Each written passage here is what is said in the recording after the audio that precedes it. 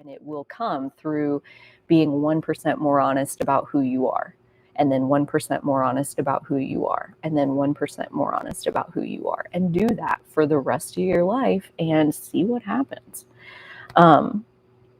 Like a lot has come out of it for me so far as like, if I'm being honest, trying to prep for these live streams have been heavier than what I really wanted to be doing. And I was like, okay, so how could I make it lighter? And I basically decided, like, what if you just showed up?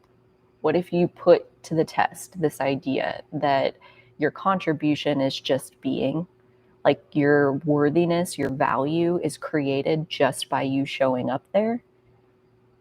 There's nothing fancy to say. There's nothing fancy to do. There's nothing, like, no point to make. There's no gap to close. There's no productive thing that has to happen.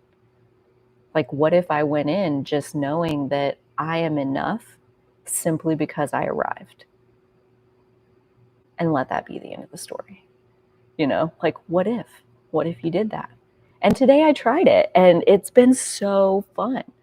And more than the fun that I'm having here, because I always have fun when I'm in the live stream with you guys, more than that, though, was the ease of these last several days of just knowing that preparing for the live stream is not my job. She says that there are 3 types of, no, this was a different one. This was Byron Katie that I've never really listened to her material, but amazing stuff that is also on the live stream prep playlist for this week. But yeah, she says there's 3 kinds of business: my business, your business, and God's business. And when we start trying to do other people's business or God's business, again, we're back in the dark wood of air. That's 2 different authors, and I'm sure, I don't know if they're connected or not, but that's what it feels like. We're back in the dark wood of air trying to do something that is not our job, trying to deliver on something that we think we should be delivering on because of whatever cultural understanding we were born into. But really, at the end of the day, like, what is your business? What does that consist of? And where is the boundary between what's your business and what is somebody else's business?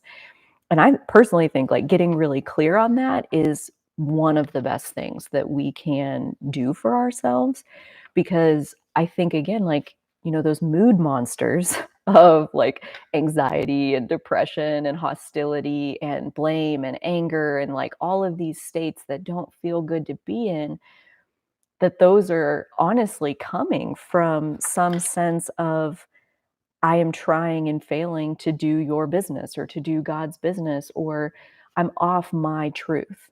And now I'm in somebody else's territory, and now I'm anxious and don't know what to do. And it's like, well, for starters, drop their business or God's business and focus back on your own business.